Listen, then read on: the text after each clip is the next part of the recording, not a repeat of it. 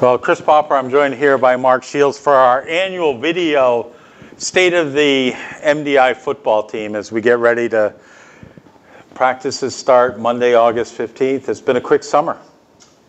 Yes, it's been fast for sure. It's been nice actually this summer compared to the last couple summers because school has actually gotten out a little earlier than usual, so we picked up an extra couple of weeks, which was nice, and I've been able to do a little bit more with my family, and that always makes my wife happy, although she did say this week that, Mark, we didn't do much this summer again, and now it's football season. But she's been super supportive all these years, and she's excited for the season to start. And our daughters are playing volleyball this fall as well, and my 5th-year-old, he's playing in the Canadian Football League. So yeah, this is it. It's always interesting because you think, well, August 15th is our first day of practice, but really the beginning of August is when it truly starts for me and my coaching staff and getting things prepared. Well, let's talk about the off season, because the off season really is, if you have a good off season, you're going to have a potential for a good regular season. I know that Mark Arnold's been doing 7-a-side up in Ellsworth. Mm-hmm. I know that the weight room's been open quite a bit. Yep. And all that's real important to development of a good football team. Definitely. So yeah, we've been doing 7-on-7 in Ellsworth. We went up there 2 or 3 nights. Dwayne Crawford, the Ellsworth football coach, he's running that, and he was able to get WA to come down.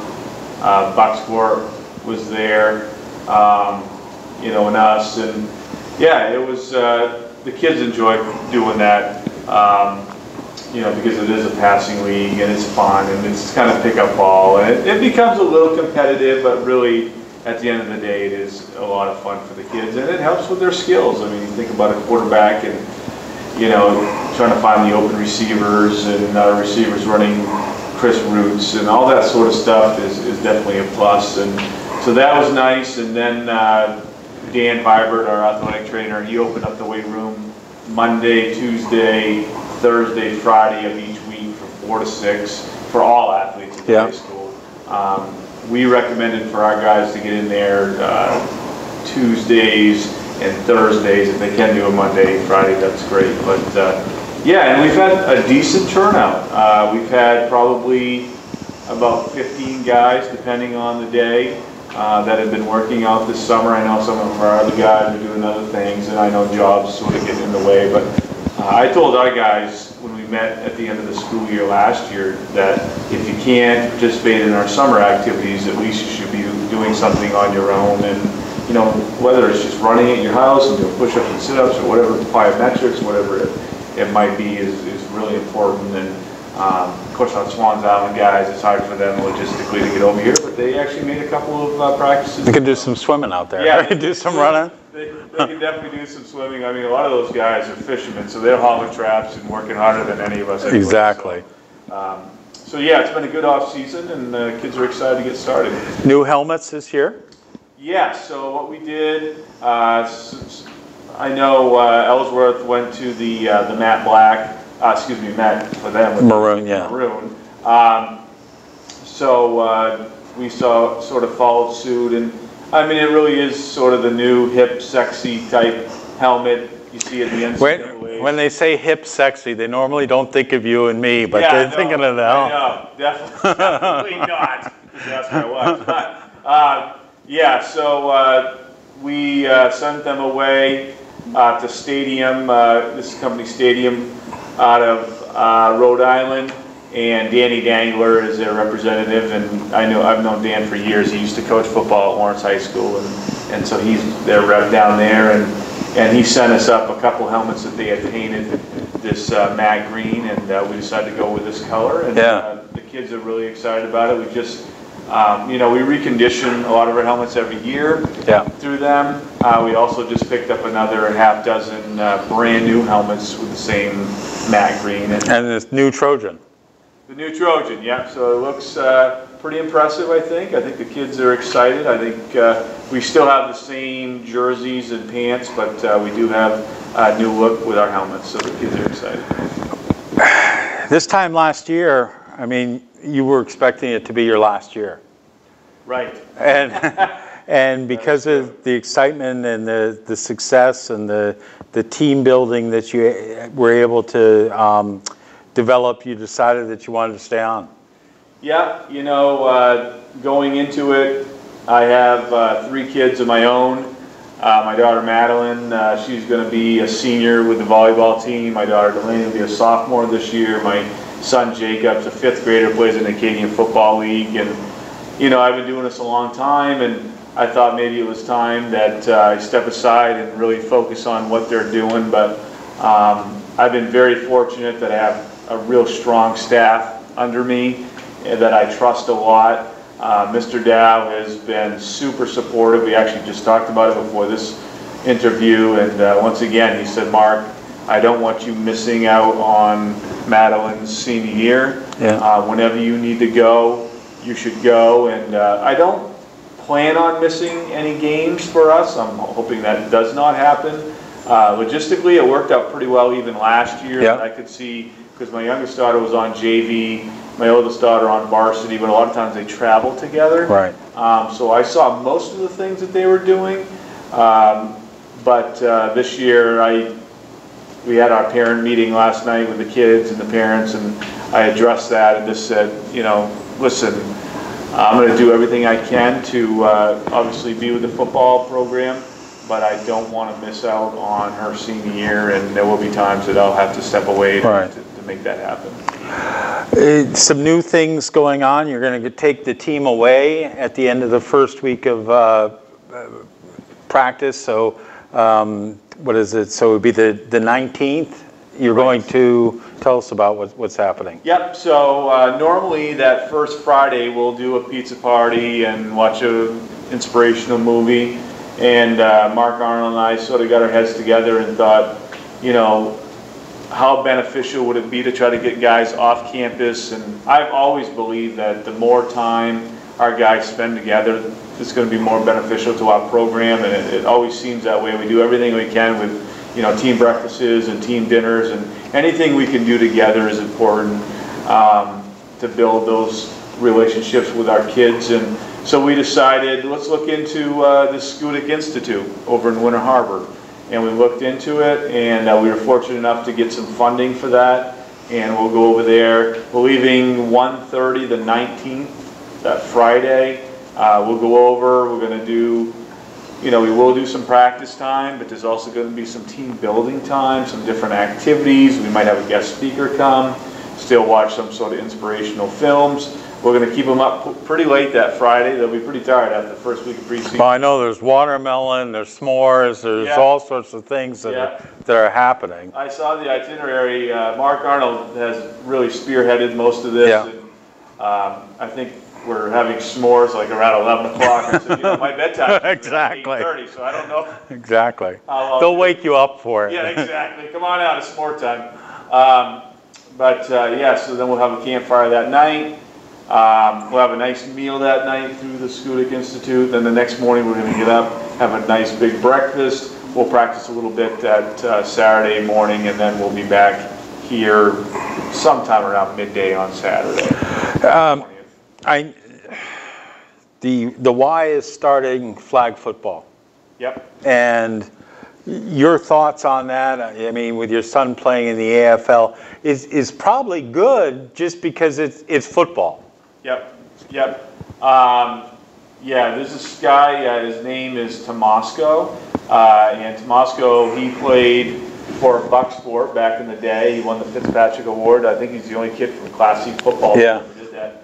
And Nick Tomasco, and he is super excited about getting people excited again about football. I mean, truth be told, that the numbers have not been great at the middle school level the last 2 or 3 years, and now we're starting to feel it here at the high school. So I think it's important that we get those younger kids excited about football, and I know flag football across the country is becoming super popular. And this is affiliated with the NFL, and I mean, yeah. Right. So, Yeah, and I think, there's obviously fears of concussions, and, I'm biased, I'm a football guy, and I know some people believe that, well, football is the major reason why kids are becoming concussed, and that's simply not true. I mean, in any sport that you play, kids can become concussed. My son, he was in 3rd grade, fell off the swing at the... They're volleyball players or softball players that get concussions. Yep. I mean, sailing team, they get hit with a boom crossing. Exactly. Yeah. So I'm not going to sit here and say that you can't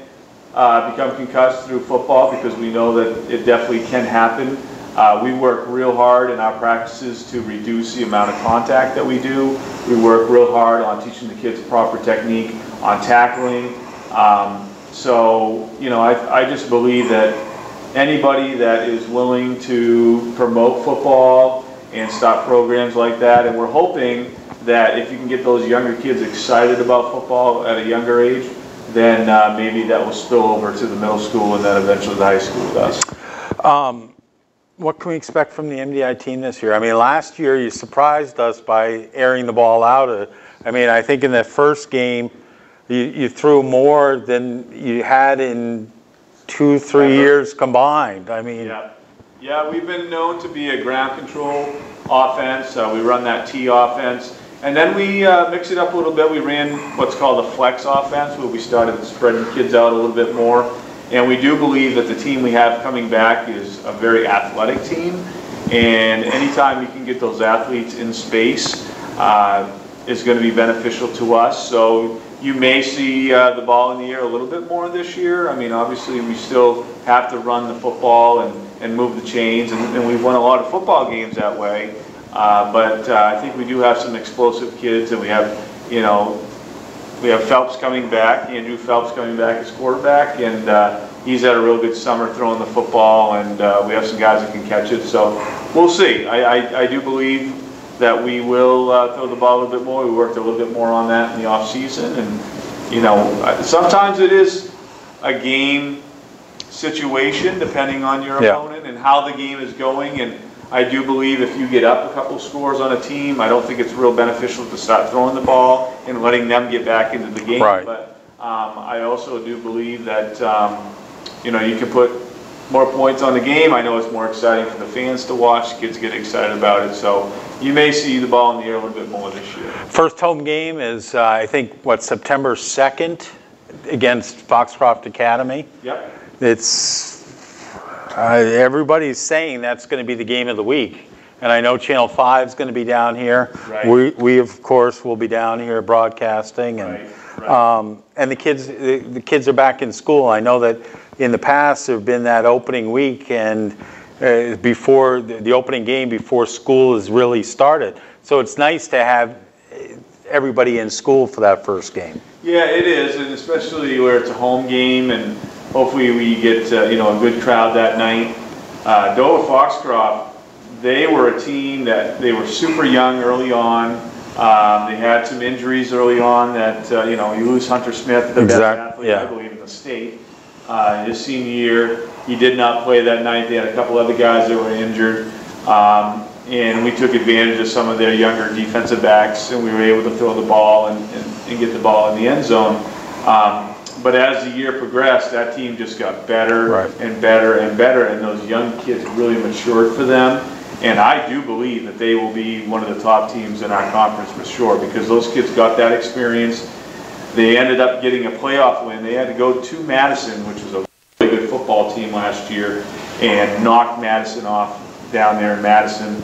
So they have that confidence coming in this coming season, and I think that's just going to be an absolute dogfight to the end. We'll be down here Monday for the opening practice. You're practicing Monday the 15th at 6 o'clock in the morning? Right, so we'll keep the same schedule. We'll go 6 to 7:30 in the morning, and we do that for about a week and a half. The morning practice is normally conditioning, and then we do special teams. The afternoon practice will be the same, 4:30 to 7, and we still do some conditioning, but that's really where we start to get into the kind of the nuts and bolts of our offense and defense, and really working on skills in their position and trying to get kids in different spots and trying to figure out, you know, what the best fit's going to be for those kids and what positions they'll be playing. But yeah, same schedule we've had. The only big difference is when we go to Schoodic that first weekend. Yeah. All right, we'll have the football coaches shows. We'll do it once a week prior to the season starting, and then every Friday or Thursday, and then every Monday we'll be chatting to you, and brought to you by LS Robinson Insurance. Yep, which my wife does work at, so we have to give a plug for her.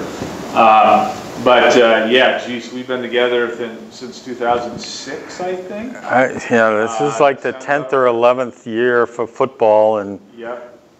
Yeah, it's just... Yeah. Once again, you and I, we had the faces for radio, not so much television. But, exactly.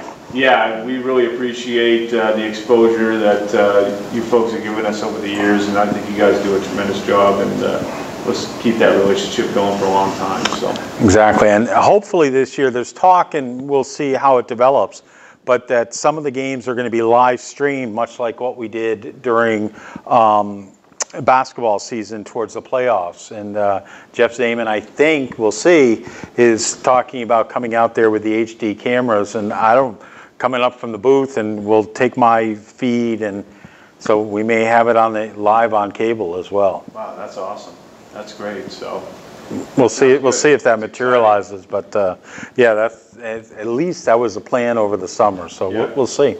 Great. Yeah, Jeff Zaman's a good man. So hopefully he can make that happen for us. And the band won't be next to me, so like it is during football, right. or during basketball. Right.